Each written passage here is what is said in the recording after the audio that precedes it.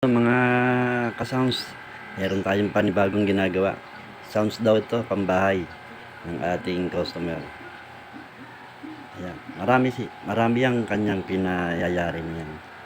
Apat na 18 inch at apat na 15 inch.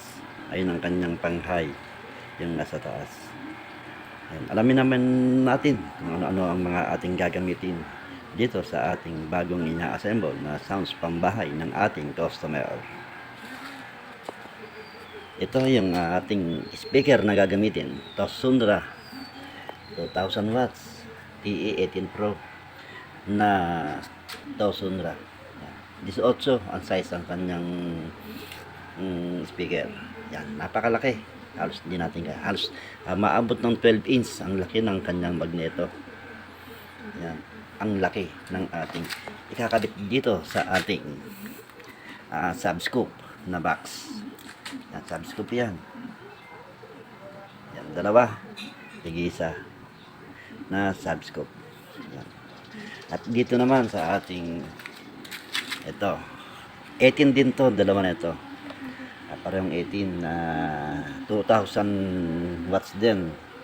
Ang kanyang design naman ay CF. Ang ating design naman ng dalawa nating 18 na ang speaker natin TE18 Pro. Dalawang RCF at dalawang cubo box o tinatawag na subscoop. Ang dalawa. Yan yung ating gagamitin na pang base. At ito naman ang ating L-port. Apat yung ating L-port yan na 15 inch. Yan, 15 inch na TE15 Pro. Yan. Bali 1000 watts ang ating 15 na TE. Yung ating dito ilalagay natin sa ating L-port na ating gagawin pang mid o pwede na rin pang base. Yung apat yan ang ating D15. At ito naman ang ating pang high, ang tweeter na 4 inch crown na 100 mm ang laki ng bush coil at dalawang tigpa 400 na compression driver unit. At meron din siyang ito, jackhammer na DGs. Yan. Na 1800 watts.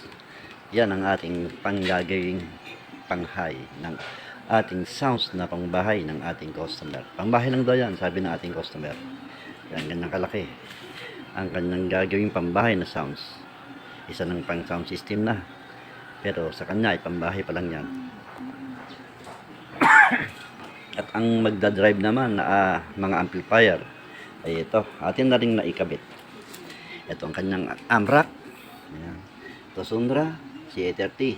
Ang magdadrive dito sa ito, apat na TE18 Pro. 18, 2000 watts.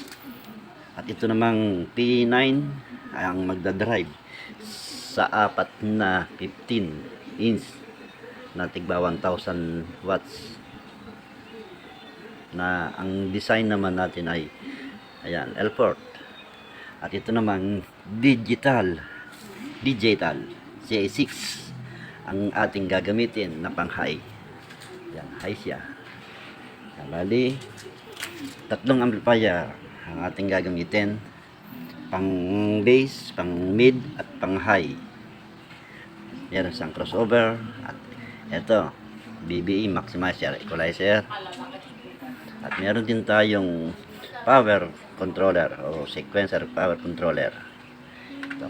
At darating pa ang ating in order na enhancer. Ito, pang ating gagawin pang vocal. Yan ang ating kasalukuyang ina-assemble na sounds pambahay ng ating customer. Napakalaki ng kanyang itinayong sounds pambahay. Kasalukuyan natin siyang kinakabit o ina-assemble para malaman natin kung gaano kaganda tumunog at gaano kalakas din ang ating i-assemble na sounds pangbahay ng ating customer.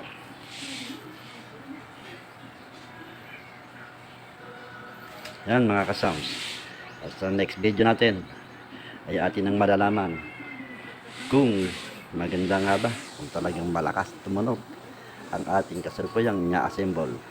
Apat na 18 2,000 watts at apat na D15 1,000 watts ang ating pang mid at apat na yan ang ating pang high o ating pang tweeter. Yan mga ka-sounds, sa susunod natin video malalaman na natin ang tunog ng ating kasalukuyang ina-assemble.